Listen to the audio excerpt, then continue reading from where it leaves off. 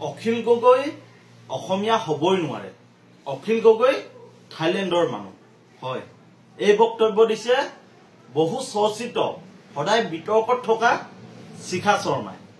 তেওঁ যিগৰাকী মন্ত্ৰী অশোক সিংঘাল, সেই মন্ত্ৰীগৰাকী আপোনালোকে জানে যে আমাৰ মহাপুৰুষজনাই সৃষ্টি কৰা অমৰ সৃষ্টি ভাওনা কাম নাই বুলি ক'লে, ভাওনাই সময় নষ্ট কৰে বুলি ক'লে, আমাৰ অসমীয়া সংস্কৃতিক তুচ্ছ তাচ্ছিল্য কৰিলে আৰু সেই ব্যক্তিগৰাকীক তেওঁ সনাতনী ভাৰতীয় আৰু অসমৰ অসমীয়া আখ্যা দিবলৈ গৈ অখিল গগৈ অসমীয়া হবই নোৱাৰে, অখিল গগৈ থাইলেণ্ডৰ মানুহ।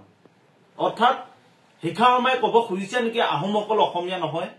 যি আহোমে 600 বছৰ অসমত ৰাজত্ব কৰিলে, যি আহোমে অসমীয়া জাতিটোক গঢ়িবলৈ চেষ্টা কৰিলে, যি আহোমে বৰ অসম গঢ়িছিল, যি আহোমে নিজৰ ধৰ্ম পৰিহাৰ কৰি অসমীয়া সংস্কৃতিৰ লগত বিলীন হৈ গ'ল, সেই আহোমক এতিয়া শিখা শৰ্মা নামৰ বিতৰ্কিত এগৰাকী মহিলাই তেখেতলোক অসমৰ নহয় বুলি কৈছে, থাইলেণ্ডৰ পৰা অহা বুলি টিকিং কৰিছে।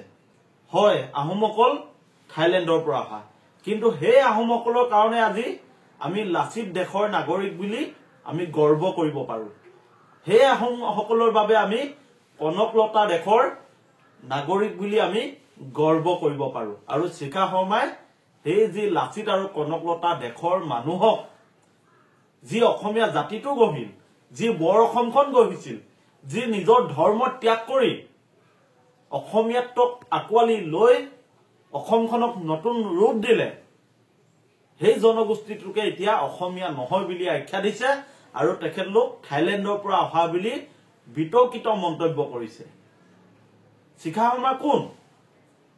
প্ৰতি মুহূৰ্তত বিতৰ্কত থকা এগৰাকী মহিলা, যিগৰাকী মহিলাই সাংসদ নিৰ্বাচন খেলি তেওঁ অতি বেয়াকৈ নিৰ্লজ্জিতভাৱে তেওঁ পৰাজিত হৈছিল। সেইগৰাকী মহিলাই এতিয়া অখিল গগৈ আৰু আহোমসকলক অসমীয়া নহয় এইদৰে ইটিকিং কৰিছে। আৰু তেওঁ যিগৰাকী মন্ত্ৰী অশোক সিংঘালে অসমীয়া জাতিটোক অপমান কৰিলে, অসমীয়া সৃষ্টিক অপমান কৰিলে, গুৰুজনাই আমাক দি থৈ যোৱা যি অমৰ সৃষ্টি ভাওনাক অপমান কৰিলে আৰু ভাওনা কাম নাই, ভাওনাই সময় নষ্ট কৰে বুলি ইটিকিং সূচক মন্তব্য কৰিলে, সেইগৰাকী মন্ত্ৰীক, সেইগৰাকী বনিয়াক জ্যোতিপ্ৰসাদ দেৱৰ লগত তুলনা কৰি তেওঁ অসমৰ অসমীয়া বুলি তেওঁ আখ্যা দিছে।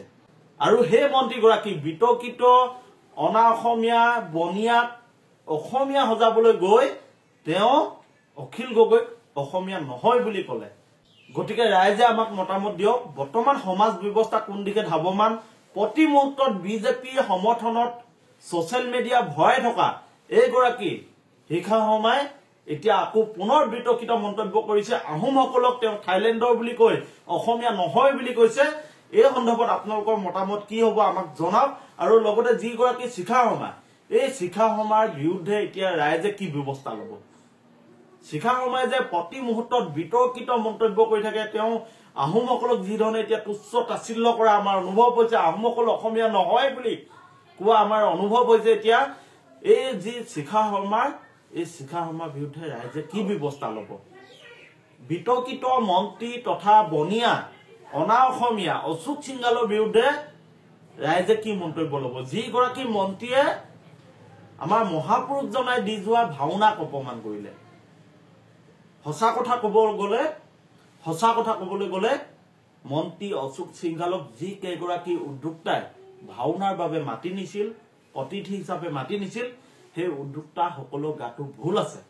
কাৰণ এগৰাকী বনিয়া, যিগৰাকী বনিয়াই কেৱল অসমত লুণ্ঠন কৰিব আহিছে, অসমৰ খিলঞ্জীয়া মানুহক উচ্ছেদ কৰি তেওঁ গোটেই গুৱাহাটীখনত ডাঙৰ ডাঙৰ বিল্ডিং বনাইছে। তেওঁ অসমলৈ ব্যৱসায় কৰিবৰ কাৰণে আহিছে আৰু এজন ব্যৱসায়িক ব্যক্তিক এই বিজেপি চৰকাৰখনে বিধায়ক বনালে, মন্ত্ৰী বনালে আৰু আজি অসমৰ সন্মানীয় মন্ত্ৰী অশোক সিংঘাল আৰু এইগৰাকী অসমৰ সন্মানীয় মুখ্যমন্ত্ৰীদেৱে ভাওনাক অপমান কৰাক লৈ এতিয়া ব্যৱস্থা গ্ৰহণ কৰিব নাই, এয়া লক্ষণীয় হ'ব।